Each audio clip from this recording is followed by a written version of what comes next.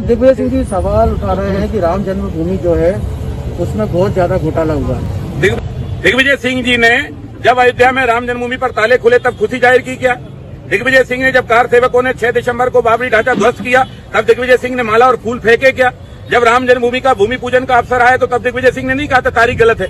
ये दिग्विजय सिंह, सपा, बसपा, आप और कांग्रेस ये हिंदुओं के वेश में औरंगजेब और बाबर हैं। ये ध्यान रखिए, ये वो लोग हैं जो हिंदुस्तान में हिंदू जब एक होगा तो ये जाति के नाम पर संघर्ष करेंगे। हिंदुस्तान में हिंदू जब हिंदुस्तान के स्वाभिमान के साथ खड़ा होगा तो हिंदुओं में ये मतभेद करेंगे। तो इनने तो जब तिथि बनी तो भी मतभेद किया।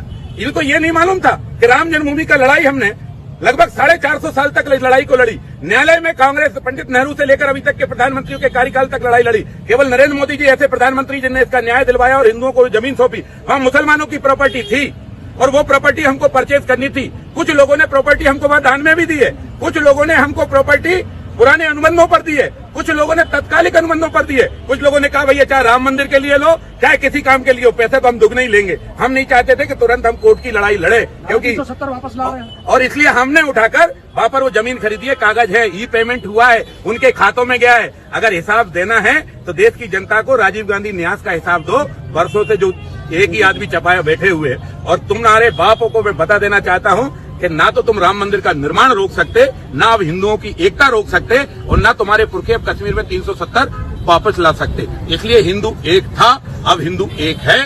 बाबर को भी जवाब दिया था, औरंगजेब को भी जवाब दिया था, अकबर को भी जवाब दिया था, और अब उसकी औलादे जो नाजायज हैं, जो डलौजी तो चला गया पर उसकी नाजायज औलादे रह गई। फूट डालो और राज करो, हिंदुओं में फूट डालो और अपना राज बनाओ। ऐसे दिग्विजय सिंह और उनके जुटे चंगू मंगों को हम बता देना चाहते हैं कि ना अब हिंदुओं में फूट डलेगी, ना हिंदू अब जाति पर लड़ेगा, ना हिंदू अब भाषा पर लड़ेगा, ना हिंदू अब वर्ग पर लड़ेगा। हिंदू लड़ेगा तो हिंदुस्तान के लिए लड़ेगा, अपने धर्म के लिए लड़ेगा, और गर्व से कहो हम हिंदू हैं इस शब्द के लिए लड़ेगा। धन्यवाद।